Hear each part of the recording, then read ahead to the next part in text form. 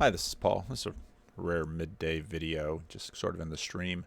I have my video tomorrow. I'm going to look at a conversation with Andrea and David Fuller about the rise and fall of Jordan Peterson and the IDW. So that'll be released tomorrow morning at the normal time. But I was reading through comments, and Bill Timmons' comment really struck me. Bill obviously been around for a while, and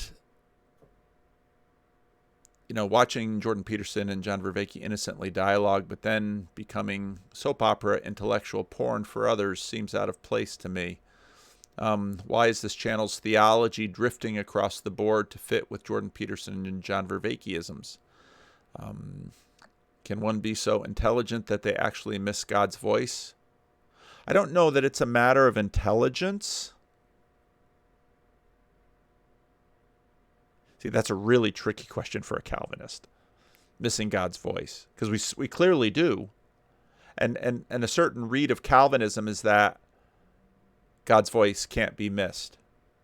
It's overwhelming. And there's truth in that too. But what in between? And actually, I love this channel. I just have concerns. And I really appreciate voices for this. Now, this is a really tricky thing in a YouTube comment section because there are a lot of different theologies out there. And I actually thought this was a really important comment because, again, and in tomorrow's video, I'll talk a lot about this too, the propositional versus the three other P's. The procedural, the participatory. See, I was consistently getting all four in my video. This is the procedural, the participatory, the perspectival. The conocer and saber in Spanish. I think as part of getting over the overreach of modernity, there's just sort of a communal beat down on propositional, and of course that then feeds a food fight between the modernists and the done with modernism. I'm going to use postmodern. I'm going to use done with modernism. The done with modernism crowd, because the propositional modernity and the propositional are deeply intertwined. And I was thinking about this and thinking about what I find so often, guess probably because I'm so high in openness, so annoying about so much church stuff is that there's so much repetition of the propositional, and there's so much clenching about the propositional, and the propositional is repeated again and again and again and again, sort of like a mantra. And why do we do that? Well, I think part of the reason we do that is we're afraid of drift. And so, drift is something to concern with, because the reality of drift is you don't know when you're doing it. I've used this illustration before. When I was a kid, we'd go to the Jersey Shore, and I would be swimming in the ocean, and my mom would be sitting on a blanket, and every now and then my mom would stand up and say, "Get over here, get over there." And I'm like, I didn't move this way at all. But my mom's like, "Yeah, you did, because she's the fixed point on the beach, and what there was in the ocean was a current." And so what I would do as a kid when I would swim in the ocean, the fun of swimming in the ocean was always riding the waves up and down. Well, I always thought I was going like this, but the current, of course, every time I stand up and set down, I'm in a slightly different place. And you don't realize it unless you have a fixed point. Now, the propositional, the point of the propositional is that it seems to afford fixed points. My frustration with the propositional is it's never quite as fixed as everything else, because everything is moving, but not everything is moving. What's the one thing that doesn't move? The God who does not change. And I'd so often hear that in conservative churches. Our God does not change, therefore we don't either. But it's like, man, then you sort of are fudging on your total depravity, because part of the total depravity is that you're never getting it right.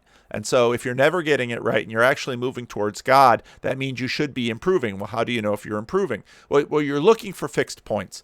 And the point of modernity is that the propositional offers fixed points. The difficulty of humanity is that we're not good at fixed points. We really struggle with fixed points. Okay, so in a way,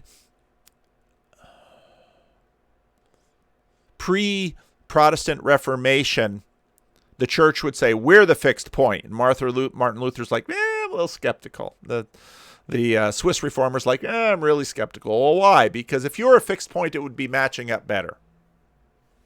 And so what happens in Protestantism is that, well, the Bible is our fixed point. And part of what's been so devastating to Protestantism, I think Roman Catholics have had their own devastations for some other reasons. Well, I think the priest scandal is what so severely attacks the fixed pointism of Roman Catholic churchism, that the church is the fixed point, and then you have pedophile priests. So, well, in Protestantism, the devastating attack has been, well, as societal morality continues to change, and as in American society, people believe, soul-searching, Christian Smith, people believe that morality is a fixed point because it's self-evident. Well, obviously, and then they go on to state their own morality. That's their fixed point, but it's really an internalized, it's sort of a naive experientialism that is their moral compass. They always know what's moral, but nobody else does. So now you've got the same problem with Protestantism, but it's multiplied because, at least with Protestants, there's words in a book.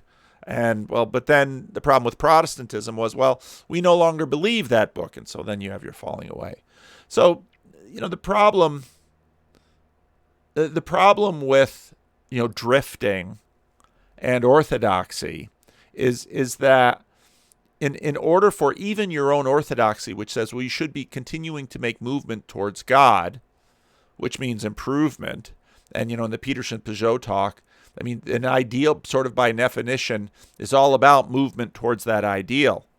We've got deep skepticism about most of the candidates right now. Is it the church? Well, there's skepticism about the church. That happened in the Protestant Reformation. How about the Bible? Well, there's skepticism about the Bible. Well, then what you got left? Well, science. Well, which science? And so, of course, science is an attempt at empiricism from constants in the natural order and predictability. But again, you've got the problem of the fact-value distinction, where facts won't give you values. Values are in the manifest image, not the scientific image. So, proposition takes a beating now as done with modernity is rising. And the IDW, which I'll talk about in tomorrow's video, the IDW is sort of, no, we can't be done with modernity. Enlightenment always, forever. That's not going to work. It's not going to work. So I just wanted to respond to Bill's comment and just express appreciation. And again, partly for me, even though Calvinists can be known to be as dogmatic as anyone, I think part of what Calvinism affords is, once again, my connection with God is not dependent on the strength of my grasp, but the strength of his grip. Now, it's obviously a highly agentified God. Well, it's Christianity. God number one and God number two. And trying to keep the agent and the arena together while still not losing the distinction between them. That's the challenge. So, yeah. So, part of the reason I read the comments is drift. But, we're all surfing on those waves, baby, and looking for those fixed points. And, of course, I'm a Protestant, and so fixed point continues to be, the Bible is the Word of God. And churches are variable. Of course, with Orthodoxy and Roman Catholicism, church is the fixed point and the Bible is. But I'm not sure how much of an improvement that is, because when you've got people seriously asking, is the Pope Catholic? Well, you got a church problem. And we've had pluralism with respect to church right from the beginning. And, in my Sunday work, I'm, in the Apostle Paul. I'm really excited about that project. I've sort of avoided the Apostle Paul for a very long time, probably because of dogmatism and, So since I'm high in openness, I don't like being hemmed in. But I know I need to be hemmed in because, again, I read on one hand at the beginning of Galatians, Paul says, I didn't receive this stuff from other apostles. I received it from Christ directly. Oh, okay. So there's your fixed point. But then when he writes in 1 Corinthians 15, he says, I went to Jerusalem because I wanted to make sure I wasn't running in vain. Oh, okay. Well, how do we tell? We tell by talking to each other. And so that's what we're doing. We're telling by talking to each other, and we read the comments, and we listen to each other, and we find out if we're doing right. And so, I'm still a Protestant. I still keep going back to the Bible, but I'm also a magisterial Protestant. So I keep checking church, and I'm also, I keep checking you all and read the comments and learn from you and all of that. So drift is always a problem, but you also can't not drift, because if you're not drifting, then you're probably not making progress towards your God. And, perhaps an Orthodox Christian would say, no, you can't, because you've got theosis. So you need progress too. Christianity is a progressive religion, and that progressivism is for us as individuals and for us as a community. So thanks, Bill, for the comment. I appreciate it. And again, I continue. So I'm going to talk in tomorrow's video about scale, which is a really big issue. But and it may come that the channel gets too big so that I can't read the comments. But reading the comments is really important. And even if I don't always heart them, or I don't always leave a comment, I do try to read most of the comments, at least the first and second level of comments. If y'all start this big conversation drilling down in something, I probably won't go all the way to the bottom of it. But I continue to grow from the comment section and read them. And so thanks for the comment.